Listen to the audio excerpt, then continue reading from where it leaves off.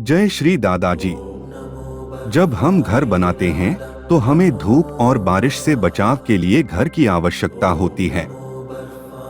लेकिन अगर घर के सभी तरफ दीवारें हों और कोई खिड़की या दरवाजा न हो तो उसमें रहना मुश्किल होगा।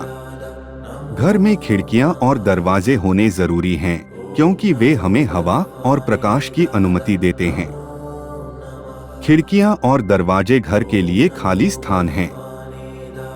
अगर घर की सभी दीवारें भरी हुई हों तो यह रहने योग्य नहीं होगा। इसलिए हम घर में खिड़कियां और दरवाजे बनाते हैं ताकि हवा और प्रकाश अंदर आ सके। इसी तरह अगर हमारे मन में इच्छाएं और वासनाएं भरी हुई हों तो हमारे लिए जीना मुश्किल होगा।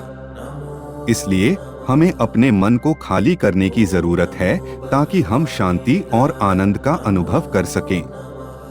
जैसे किसी भी पात्र को उपयोगी बनाने के लिए उसे खाली करना जरूरी है, वैसे ही हमारे मन को भी खाली करने की जरूरत है। अगर हम अपने मन को स्वार्थ और वासनाओं से मुक्त रखें तो हमें एक दिव्य अनुभव होगा और हमारे जीवन में शांति और आनंद आएगा। शरीर में गंदगी आने पर हम साबुन से उसे साफ करते हैं। शरीर को साफ करने के बाद हमें बहुत आराम मिलता है। लेकिन साबुन अपने आप से शरीर को साफ नहीं कर सकता। किसी भी चीज को साफ करने के लिए पहले पानी की आवश्यकता होती है। उसके बाद ही साबुन या किसी अन्य चीज का उपयोग करके उसे साफ किया जा सकता है।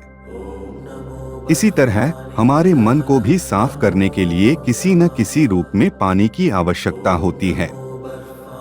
साबुन को भी पानी के साथ मिलाकर ही उपयोग किया जा सकता है। सूखा साबुन किसी काम का नहीं होता। अगर हम अपने मन को साफ करना चाहते हैं तो हमें पूजा, जप या ध्यान का अभ्यास करना चाहिए। लेकिन सबसे महत्वपूर्ण बात यह है कि हमें अनुग्रह की आवश्यकता है जो हमें पवित्र जल की तरह साफ करता है। अनुग्रह की शक्ति हमारे मन को पवित्र जल की तरह साफ करती है। जलप्रपात के नीचे खड़े होने के अनुभव से हमें यह समझ में आता है कि अनुग्रह की शक्ति कितनी बड़ी है।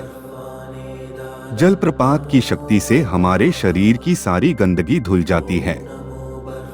इसी तरह किसी महान संत या ऋषि की संगति में रहने पर हमारे मन की सारी गंदगी धुल जाती है।